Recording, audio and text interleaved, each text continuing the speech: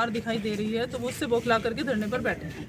मेरे पास आरओ का दिया हुआ पास है और आरओ की अनुमति से ही मैं यहाँ आई हूँ। चीफ इलेक्शन एजेंट के तौर पर बैठी हूँ, मैं यहाँ न कि विधायक के तौर पर बैठी हूँ। तो जब आपको पास जारी कर दिया गया उसके बाद भी आप बाहर निकल गए तो क्या इसे क्या कहेंगे आप, दबाव या क्या? बहुत दबाव सरकार का हमारे आरओ पर और दूसरे अधिकारियों पर आ रहा है, तो वो इस वजह से कि विधायक चुनाव को प्रभावित कर रही है। मैं विधायक की हैसियत से नहीं, मैं चीफ इलेक्शन एजेंट की हैसियत से आरओ टेबल पर बैठी थी, लेकिन हम चुनाव आयोग का सम्मान करते हैं और मैं अंदर से बाहर आती हूँ। भगवानपुर में शुरू से ही जिस तरीके के काफ़ी वोट जो है देखने को मिले थे, चुनाव वाले दिन भी, उससे पहले भी निर्दलीयों ने भी आरोप लगाए थे, फिर एक बड़ा मसला आया था कि आज सुबह आपने आत्मदाह तक की चेतावनी दे दी थी। क्या लग रहा था? गड़बड़ी तो किसी सूरत में नहीं होने दी जाएगी।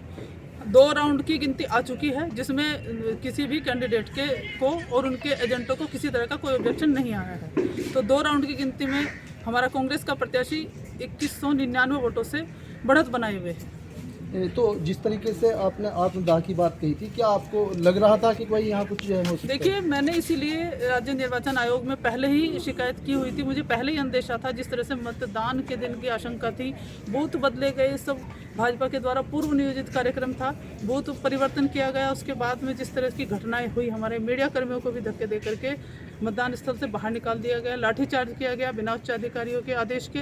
इसी तरह से आज मतगणना के दिन अब इन्हें ऑब्जेक्शन दिखाई दे रहा है जब सेकंड राउंड की गिनती पूरी हो गई है और भाजपा का प्रत्याशी 2199 वोटों से पीछे है। तो क्या लग रहा है जो बची हुई गिनती है, वो जो आप, क्योंकि आप यहाँ जीरो से जानती हैं, जो बचे हुए वार्ड हैं उसमें क्या पोजीशन रहनी, क्या इस जो ये लीड है, क्या इसको पाट पाना एक संभव है? निश्चित रूप से असंभव शब्द तो नहीं है, लेकिन ये जीत पाट पाना नहीं पाटी जा सकती भाजपा प्रत्याशी के द्वारा किसी भी तरीके से। हमें पूरा विश्वास है अपने सम्मानित जनता पर। उन्होंने आप देख लिया कि जिस तरह से 2 राउंड के परिणाम आए, इसी तरह से आगे के राउंड के भी परिणाम आए। तो अब जो है ममता राकेश जो अभी तक अंदर बैठी हुई थी, वो ममता